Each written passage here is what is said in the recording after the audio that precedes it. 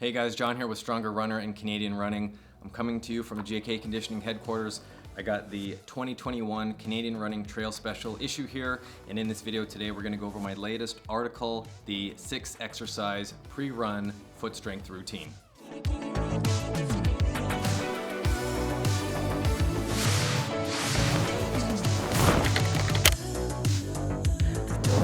So if there's any body part that a runner neglects, it's their feet. Unfortunately, they'll leave it too long until it's too late, and they'll have plantar fasciitis or Achilles issue or overly tight calves. And as trail runners, you guys need to have super strong feet so that you can be resilient on the trails. You need to be nimble to jump roots and rocks and climb hills. But unfortunately, a lot of runners neglect this area, so this is why I wrote this article for this trail special issue. This article discusses 6 exercises that you can add to your pre-run routine to make your feet stronger and more resilient. Now, your feet have muscles too, and they need to be strong just like your quads, glutes, calves, and hamstrings. Now, let's keep in mind that the exercises that I'm going to go through today, they're not a workout, they're a pre-run warm-up routine that you should do before every trail run. So the first exercise I like to do before a run or a trail run specifically is a plantar fascia massage. So what you want to do is grab a textured massage ball and place it underneath your foot. Make sure that you are bare feet so that you can feel the textured ball on the underside surface of your foot. Now you got one of 2 options here. You can roll the ball around, make sure you keep your foot nice and relaxed as you massage the underside of your foot. Or if you found a tender area, you can put pressure directly on that spot and keep the ball there until that pain or that discomfort dissipates. In this pre-run routine, you can do a 60-second rollout per foot. The next drill I suggest is a big toe mobility drill. So what you want to do is grab the ball that you just used, place it against a wall, and place the base of your big toe on the floor and then your big toe on the ball itself. What you want to do is bring your knee forward and lift your heel in the air. Keep the base of the big toe on the floor and extend the big toe through this range of motion while keeping your base of the big toe on the ground. Be gentle with this exercise, and you want to go up and down for 60 seconds per foot. So the first 2 exercises were more to stimulate the nerve fibers underneath the foot so that they learn to be responsive with that textured ball. And then the second exercise works on improving big toe mobility, which is important for toe off when you walk and definitely when you run. The third exercise is our first strengthening exercise for your feet. This is called short foot, and what you want to do is stand with your feet one in front of the other. Keep the weight mostly on the front foot, lift your toes all in the air, plant them down, spread them wide as you put them on the floor, and then press your big toe into the ground, and notice how your arch rises up. This creates a short foot position, which is why this exercise is called short foot. You'll notice that the foot will shorten and it will become narrower. This is the result of the arch muscles pulling the 3 arches of the foot up. This creates what we call a supinated foot shape, and what you want to do is hold this toe press for 10 seconds, then relax, notice how the arch falls down, and then do 6 reps per foot. The next warm-up drill in this routine is a single leg calf raise on the wall. This is a great exercise I learned from a physiotherapist named David Gray. So what you want to do here is line your back with your foot on the wall, with your knee at a large angle. Bring your right knee in towards your chest. You're going to dig your right elbow into the floor. So by pressing your right elbow into the ground, it activates the posterior oblique sling, which connects your right lat to your left hip, which is very important in propulsion when you run. And what you want to do is reach your left arm in the air while tucking in your hips when the knee comes in towards it. Next, what you want to do is press your left foot into the wall to lift your hips up slightly.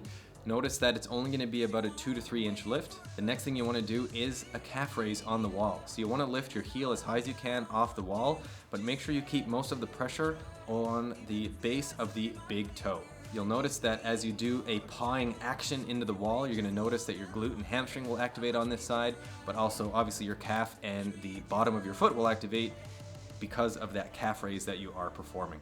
In this warm-up routine, you want to do 6 10-second holds per side and then do 2 sets per side. The next exercise to activate your legs and calves is a isometric split squat to a isometric calf raise. So what you want to do here is stand on 2 blocks. They don't have to be very high. 1 inch to 2 inches off the floor is fine. And what you want to do is stand in a lunge position where the front foot is hovering off that surface. So your heel will be off so that you can challenge your foot and the tendon, the Achilles tendon, to support that structure.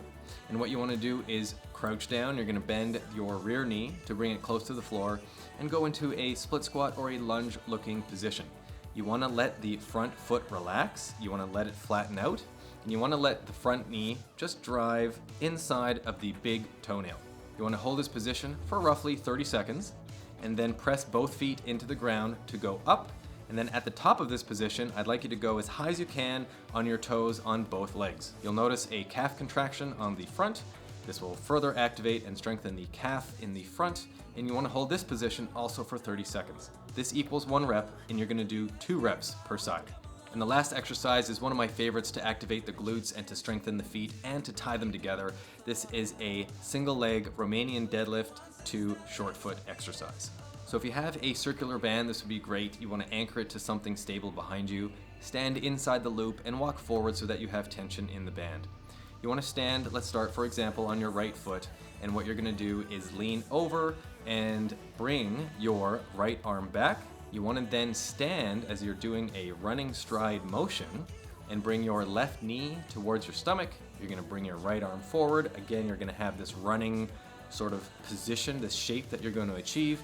And what you want to do is get as tall as you can. You want to bring your left knee as high as you can towards your body. This will activate your hip flexor.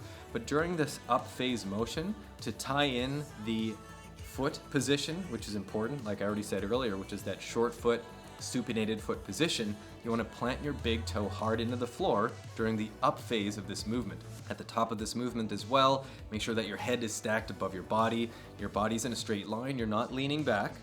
And I want you to notice that your glute is going to be squeezing on that right leg, that stance leg side.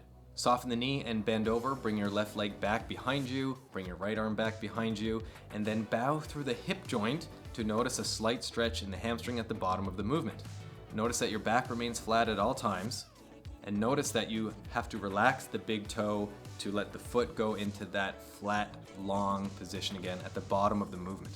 This is a dynamic exercise, and I'd like you to do 25 repetitions per side and just do 1 set. So this pre-run routine should take you maybe 10 minutes to get through. This is super important because it will activate your feet, it'll strengthen your feet, and it'll also prep your body for the run that's to come. You shouldn't feel drastically tired from these exercises. Again, this is just a warm-up, so make sure that if the 30-second hold is too long, maybe drop it down to 10 seconds to start, and then work your way up as you get stronger and as you develop more endurance. As trail runners, if there's anything else I can suggest in this video, it would be to practice short foot often and also to roll the plantar surface of your foot almost daily. The feet take a beating, and these exercises will ensure they stay resilient for the whole trail running season. If you have any questions about the exercises, please leave a note in the comment section below. If this is your first time here, my name is John, and I've been a personal trainer and a certified kinesiologist for over 15 years. I'm a regular contributor to Canadian Running, and I make these videos so that you can have a better understanding of the exercises in my articles. This is my YouTube channel, Stronger Runner. If you are new to us, please subscribe, and let's build this running community so that we can share our experiences with running and strength so that we can all become faster and stronger runners. Thanks for watching today, guys, and I'll see you in the next video.